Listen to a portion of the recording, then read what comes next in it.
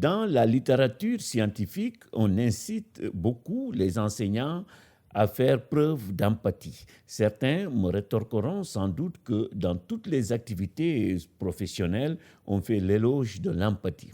Rappelons que ce terme, selon Lipps, désigne une sorte de communication affective par laquelle on s'identifierait avec un autre être dont on réussirait à éprouver les sentiments.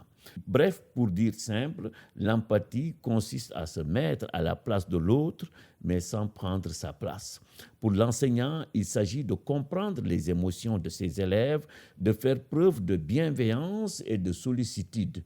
Bien entendu, un enseignant empathique est un professionnel qui bannit la violence aussi physique que verbale. Carl Rogers, cité par Abraham, explique que dans l'enseignement, 3 attitudes sont d'un poids essentiel.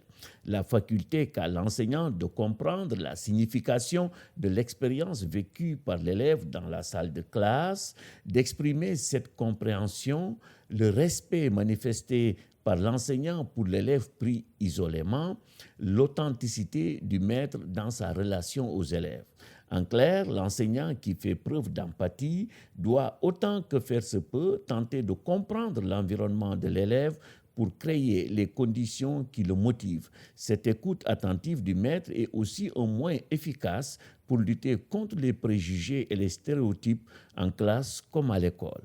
Si les enseignants doivent faire preuve d'empathie, peuvent-ils la transmettre à leurs élèves? À cette question, on est tenté de répondre par l'affirmative. En 1993, l'OMS, Organisation mondiale de la santé, a théorisé la notion de compétence psychosociale qu'elle définit comme la capacité d'une personne à maintenir un état de bien-être subjectif lui permettant de répondre de façon positive et efficace aux exigences et aux épreuves de la vie quotidienne. Pour l'OMS, cette capacité générale peut se décliner en une série de compétences enseignables et évaluables.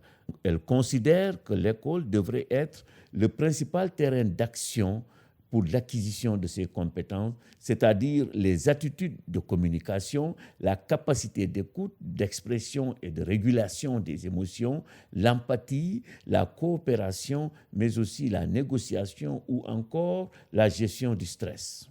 Aujourd'hui, bon nombre de travaux s'accordent pour dire que les compétences psychosociales sont essentielles à la réussite des élèves dans leur apprentissage comme lors des évaluations.